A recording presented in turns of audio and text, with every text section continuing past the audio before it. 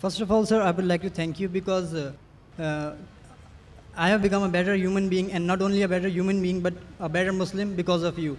And undoubtedly, it is Allah who provides the heat, but for me, you were the source of that heat. And my question is that I have read in glorious Quran that in previous time, during the time of Prophet Muhammad sallallahu alaihi wasallam, men were allowed to keep female slaves, and they were allowed to have that intimate relationships with them without the nikah, and the offsprings were also considered to be legitimate.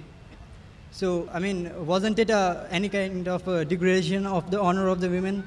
And were women allowed to do that, or this privilege was only confined to men? Brother asked a question that at the time of the Prophet, there were women who were slave women, and you were allowed to have sex with them even without marrying. So why was it allowed? What is the privilege? And is the vice versa permitted or not? There are many verses in the Quran which say that you can have sex with whom those are your wife and what your right hand possesses.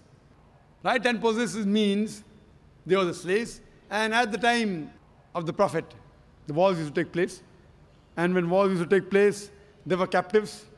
When they were captive from both the sides, the men and the women, they became slaves.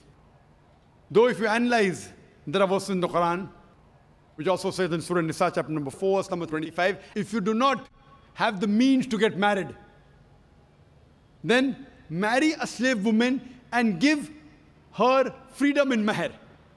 That if you don't have the means to get married. So marry a slave woman and give her her freedom as mahr. So here it's encouraging that... Although the slavery has been abolished... Brother, you asked a question. Your question is over. It is correlated actually. You cannot correlate. You have to go behind the queue to correlate. You asked the question, we heard your question, it was long. If we start correlating always, non-Muslims are allowed.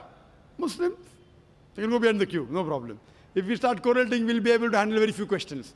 For non-Muslims, I'm a bit more lenient. So now the thing is that, so it's preferable to marry. Vice versa, it's not possible. It is only for the female women slaves that the man can have sex. The Quran doesn't say the vice versa. And this again, if you analyze, that if you see, at that time promiscuity was very common. Promiscuity and having sex outside the bond very common. So Islam has brought it in stages. Like as alcohol was very common, the first verse of the Quran of Surah Baqarah chapter 2 verse number 219 says that in alcohol there is profit and loss. Loss is more than profit. The next verse was revealed in Surah Nisa chapter 4 verse 43 that do not pray with your mind befogged. Means when you're praying, don't have intoxicants. Finally the ban came in Surah Ma'idah chapter 5 verse number 90 that alcohol is banned. So here, first Almighty God, Allah subhanahu wa ta'ala prohibits any other sex. Only two people allowed. Your wives and that which your right hand possesses. Now in this age, we don't have, any wars. It may take place. People say that the Quran talks about slavery. Is it justified? I said, yes, why not? You know why? Because today we know that internationally slavery has been banned. But do you know what's happening in Guantanamo Bay? Due to the laws of UN resolution, how they treat the prisoners of war. If you compare that with the Islamic law is far superior to what's happening in Guantanamo Bay. And after a few days, we have a speaker coming by the name of James E. He's a Chinese. And he was put in Guantanamo Bay. He will give you a story, so do attend that talk. So if you see what is done in Guantanamo Bay, and the way the prisoners of war are ill-treated, they're imprisoned. In the Islamic law, the slave is free to move around. Imagine, prisoner of war, but free to move around. Great. Major thing, you're giving them a place to walk. They can go to the market, they cannot run away.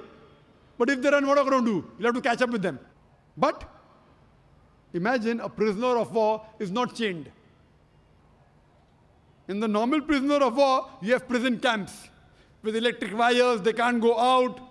All sorts of nonsense goes there, All sorts of sexual abuse goes there. Do you know that?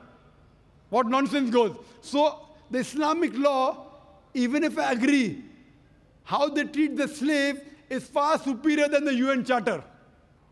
far superior than Guantanamo Bay. But in Islam, Islam disagrees with having sex outside the marital bonds. So just as a restriction, it was permitted that time, what your right hand possesses. But preferable is, as it goes further, that give their freedom in mahr and have sex with them, that's preferable. Hope that answers the question. Thank you, sir.